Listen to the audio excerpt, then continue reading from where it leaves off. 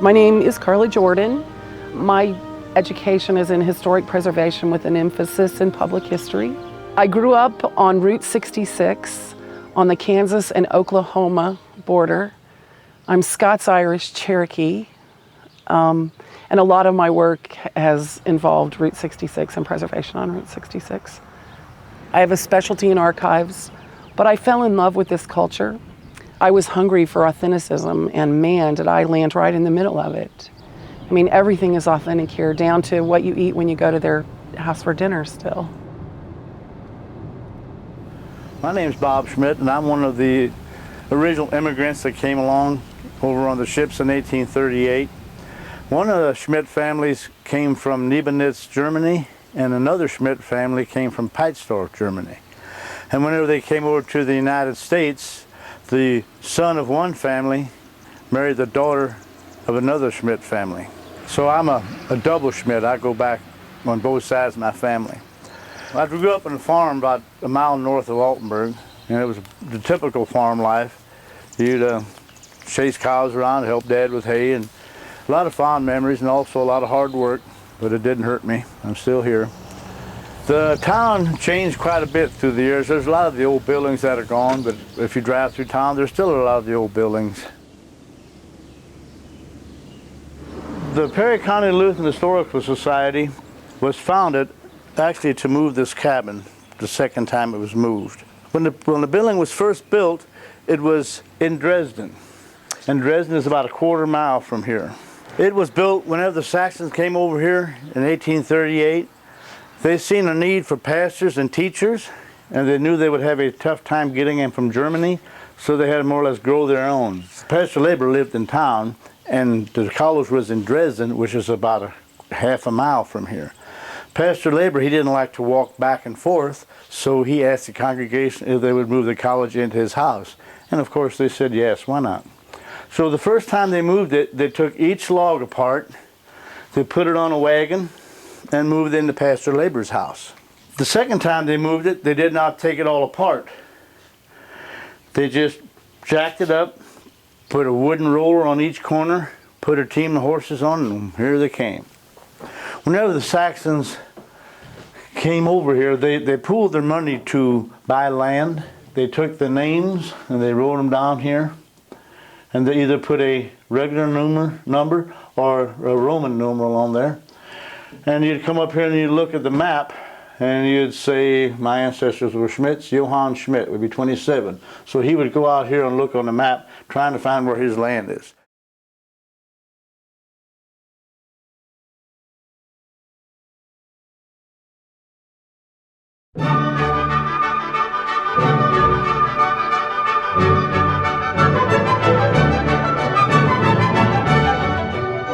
In 1839, nearly 700 immigrants followed Bishop Martin Stephan to the United States of America. It would probably be safe to say historically that it was one of the most organized immigrations in the history of our country. Martin Stephan had an extreme concern about the integration of the state government into the church. And there were a group of pastors in Saxony who really believed in his teachings that took the Lutheran faith back to the original teachings of Luther. At the same time, the Industrial Revolution was booming in Europe, and craftsmen such as weavers, blacksmiths, carpenters were losing their jobs. And so there was also an economic motivation for a lot of the non-pastoral folks who came along on the immigration. And also at the same time, there was a movement amongst the immigrants to have a new life for their children. And America was being booked as the new Eden. Martin Stephan was already controversial in Saxony at the time of the immigration. He was under police arrest just a few days before embarking on the journey. But he was allowed to leave, and if it wasn't for him, this group wouldn't be here. His theology amongst scholars is very sound. It's a myth that this was a socialistic, everybody had the same pot of money. Not true. People had their own personal money, but the actual journey, there was a community chest, which we actually have in the museum here in Altenburg, where that money was kept. And that money was also a very controversial thing for Bishop Stephan. The journey across the Atlantic was done at the most inopportune time. It was in the winter, and the seas were very stormy. It's not the largest group of immigrants who came. It's not the longest journey, but they definitely had their tragedies on the way. One of the largest tragedies was one of the ships, the Amalia, was lost at sea.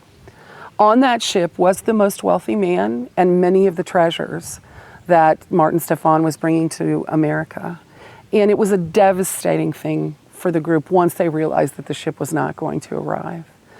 The first ship landed in New Orleans on New Year's Eve, 1838. And it was not a place that these conservative Lutherans from Saxony wanted to be at the time. And so they very quickly got on the steamboats, and each ship was greeted by steamboats and pulled into the Gulf, and they came up the Mississippi River to St. Louis. And in May, a group from St. Louis came to their destination site, to the first colony. Martin Stephan wanted this colony to be segregated from the greater society. He wanted this to be an isolated community because he wanted to have complete control. And they looked at a site slightly west of St. Louis, and many times it's criticized that they didn't go there because they would have had a market site for their goods and their vegetables and things in St. Louis. But also, I wonder if they were drawn to Perry County because it looks like Saxony here. And they did have land prospectors who helped them make the decisions. And so it's a strong possibility that this looked like home. We're all drawn to places that look like home.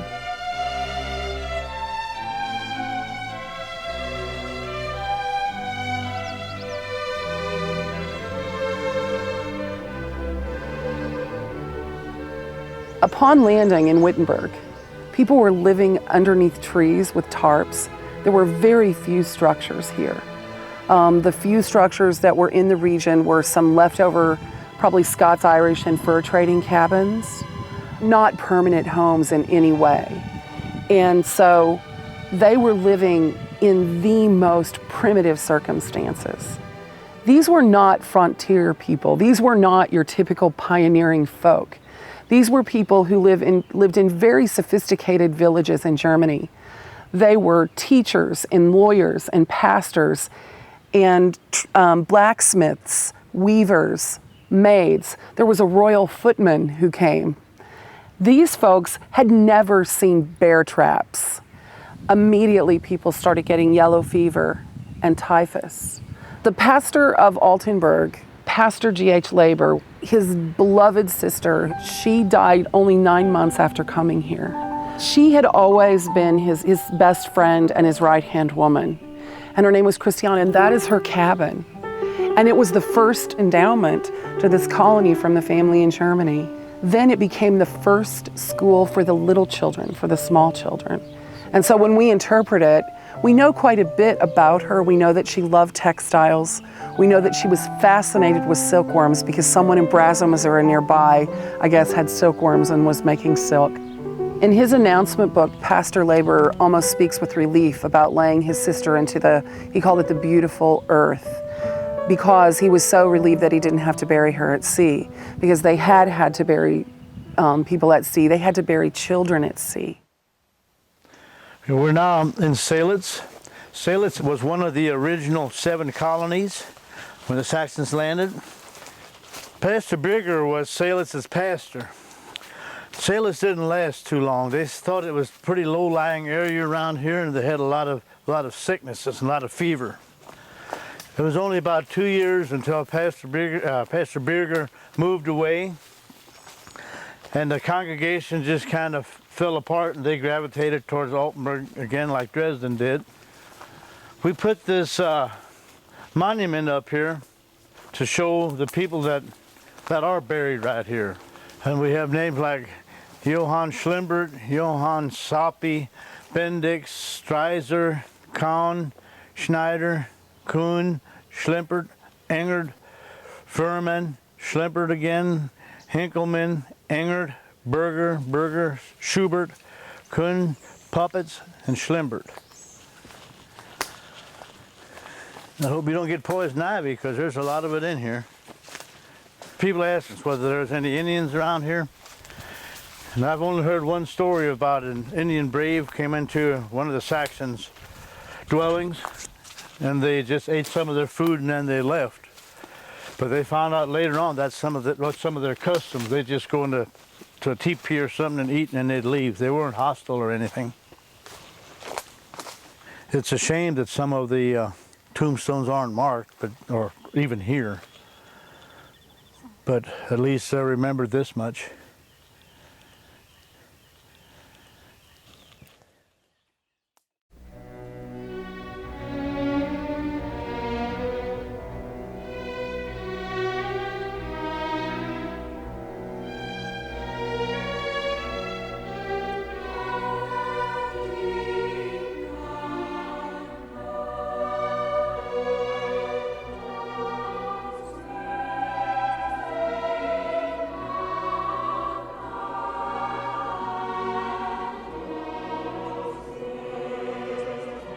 My name is Linda Lorenz, and I am originally from St. Louis, but I have been adopted into the area more or less. I married an original.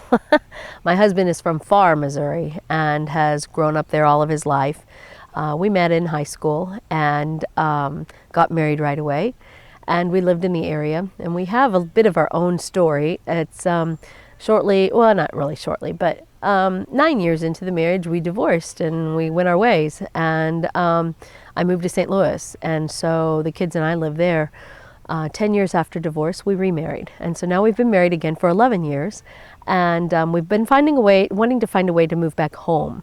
My parents had moved here when I was in 6th grade. And so that's how I was introduced to this area. And it really had made a strong rooted impact on my heart. And I really loved this area. And so once my husband and I were reunited, this was coming back home for us. The Saxon Memorial Site actually started out in 1820. There was a gentleman by the name of Thomas Twyman who was living here. And that's very fortunate for the Berrick brothers because they had the opportunity then to purchase property that was already set up, that had a home on it, that had a barn on it. And so being able to purchase a property from someone who's already familiar with the landscape, familiar with the seasons, familiar with the growing cycles, was a real blessing for those people. Frona is one of 7 colonies that began and established in 1839. It was started with 12 young families who were from either Middle or Niederfrona, which were both located in that Saxony region of Germany. And so as this all ties together, what we have here is one of the last original and authentic sites that truly represents the livelihood of how the Saxons in all of the settlements lived. And how they survived and the types of tools that they used and the kind of jobs that they would have had. What you see on the camera is what I get to wake up to every day. You hear the birds chirping and waking you up in the morning. You get serenaded by the bullfrogs. You get to watch the fireflies every night and a beautiful sunset because of the way the house faces the western sky. It is just gorgeous to sit on the swing, feel a nice breeze. No matter how hot it gets, and Missouri summers can be so temperamental with their temperatures and humid, you can always catch a nice cool breeze to cool off. The colors here are just spectacular. In the fall, we have every ray of colors from the brightest oranges and yellows to the deepest reds. And then you look out across the fields and you see the golden wheat and the bright green corn growing, and it's just such a contrast of colors. My name is Doyle Lorenz. I'm Linda's husband. She is a curator here. And my function here is to help maintain the property and do things like this. And part of our goal is to show people how early settlers lived here and what it took them to survive. What we're doing is we're planting corn. And this is a multicolored corn, which was some of the corn that actually the American Indians had left and showed the early Saxons how to plant. It's enjoyable work, it's hard work, and you do a lot of things and you don't have a lot of control over things because you can't control the weather, you can't control the amount of rain you get. So you say your prayers, you put your seed in the ground, you do it the best that you can, and you let God take care of the rest. And He's pretty good at that.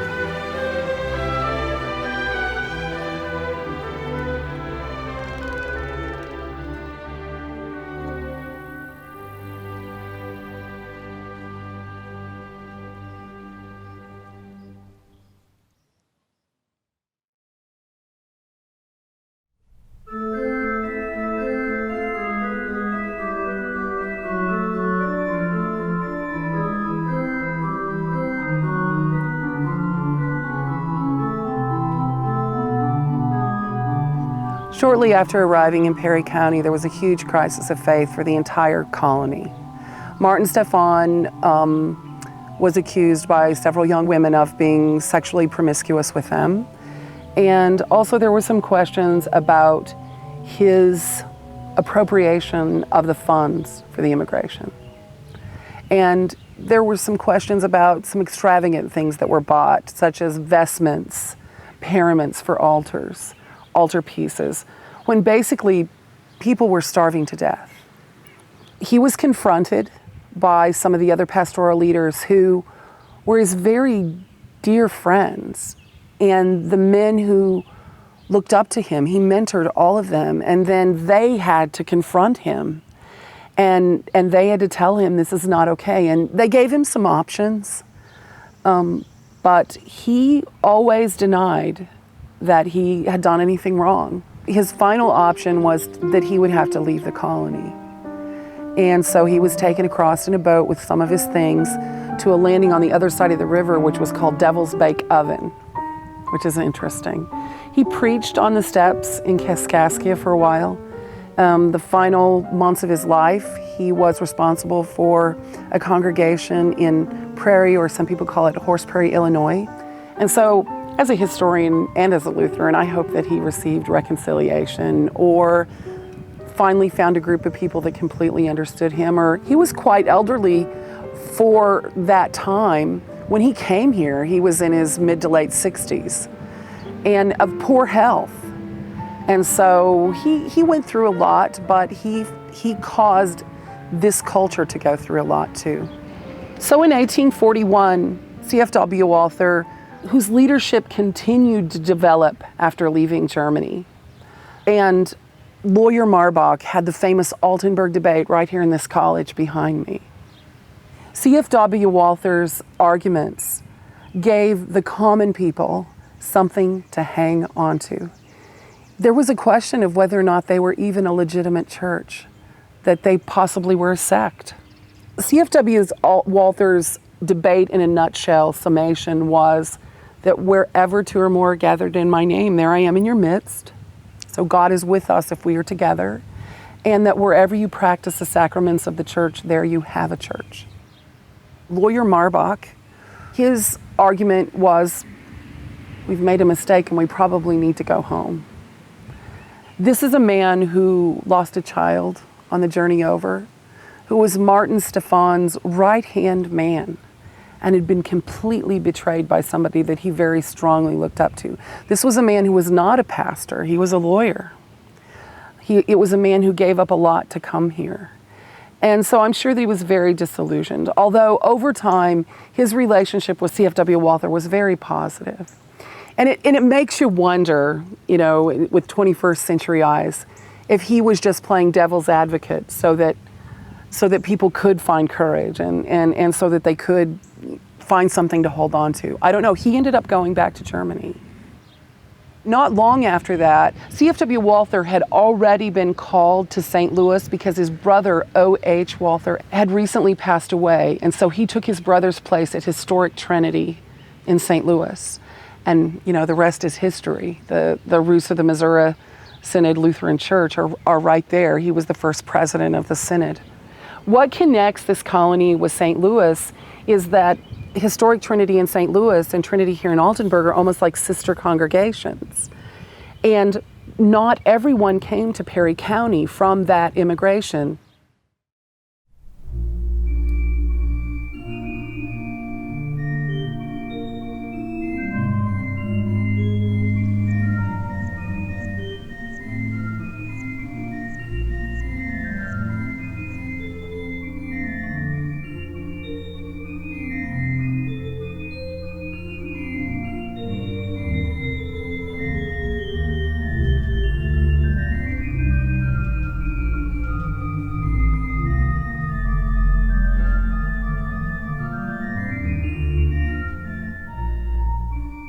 I've been associated with Concordia Historical Institute since I started the seminary in the fall of 1966.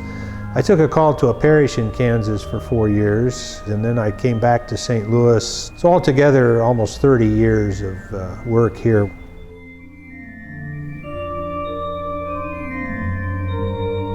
Trinity Church in St. Louis is that original congregation that was founded in 1839 by the Saxons. The original church that they built was located right close to the river. It's underneath where one of the bridges over the Mississippi is now and was torn down a long time ago. They moved to the location where they are now in the latter part of the 19th century. As time went on and the city grew and the population grew and more German Lutherans came into the city, they began to form other districts of the congregation, which operated in a common congregation. German term is Gesamtgemeinde, a congregation for the whole city that had several preaching stations.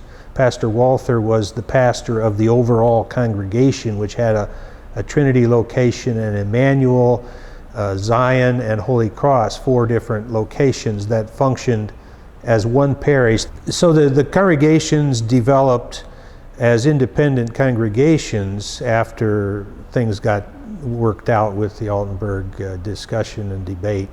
Pastor Walther here in St. Louis then was very much interested in reaching out to other Lutherans in the country to bring together those who held strongly to the Lutheran confessions. And in 1844 he started publishing a periodical, Der Lutheraner, the Lutheran, that was intentionally aimed at reaching some of these other folks. And there were groups who had immigrated to other parts of the Midwest who held to a more confessional Lutheran position that he was trying to reach. And after Walther's periodical started appearing, several meetings were held among the people who were working in Indiana and Ohio and Michigan, and the Saxons in Missouri started talking about forming a synodical organization, and that then took place in 1847. The Missouri Synod was organized. It's interesting that this group, even in the midst of the turmoil, had started a school. Martin Stephan had been removed from office in May of 1839, and in August, I believe it was, they published a notice in the newspapers in St. Louis about a school was going to start in Perry County. This is a very ambitious project, a prep school preparatory for entering the university, and they said that in their announcement. It was also coeducational. That was intended for young girls as well as boys. This school opened in December of 1839, so it opened just a few months after Stephan had been deposed, and also while they were struggling with who they were and while they were struggling with the winter and getting themselves set up, they started the school. That has now developed into what is today Concordia Seminary in St. Louis, which uses December 1839 as its founding date. And legally it is still known as Concordia College. And so that traces back to the beginning of that ambitious sounding institution in Perry County. Several men were trained for the ministry during the first 10 years that it was located there. In 1849, they gave the seminary to the Synod, to the Missouri Synod, and it was moved to St. Louis in 1850. And then Walther started teaching in the seminary again. But some of the other pastors had been teachers in the school down in Perry County.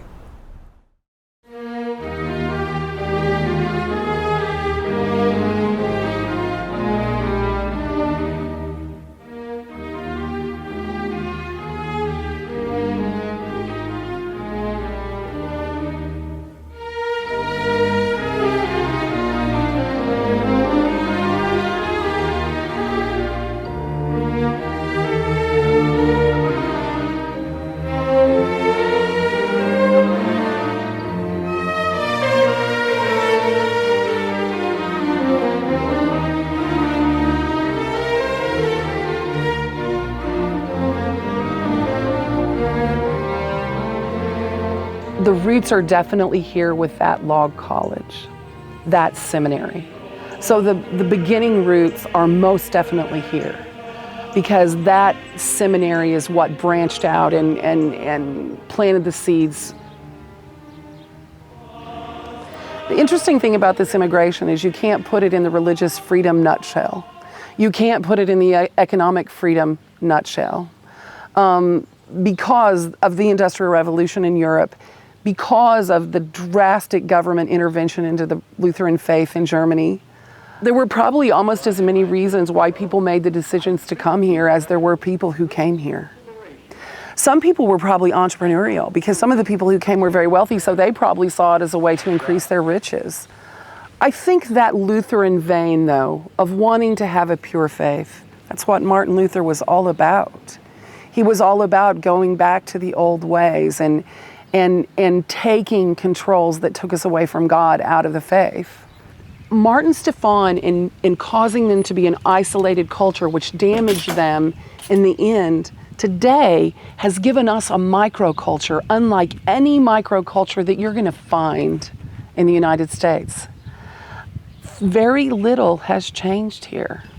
They eat the same foods as in 1839. People here are still very autonomous. They tend to raise the animals that they eat. They tend to grow the crops that they eat. For people older than 50, their first language and what they speak at home is still the Saxon dialect. That charism of education is still vital to them. If Martin Stephan was the legs that brought people here, and if C.F.W. Walther was the brain of keeping people here, Pastor G.H. Laber was the heart of this colony. His writings, even translated, are eloquent. And he has this beautiful habit of speaking to the descendants. If it goes well with you here, dear descendants, as we hope it will, do not forget that it was a difficult task for us to clear the forest and cultivate our fields.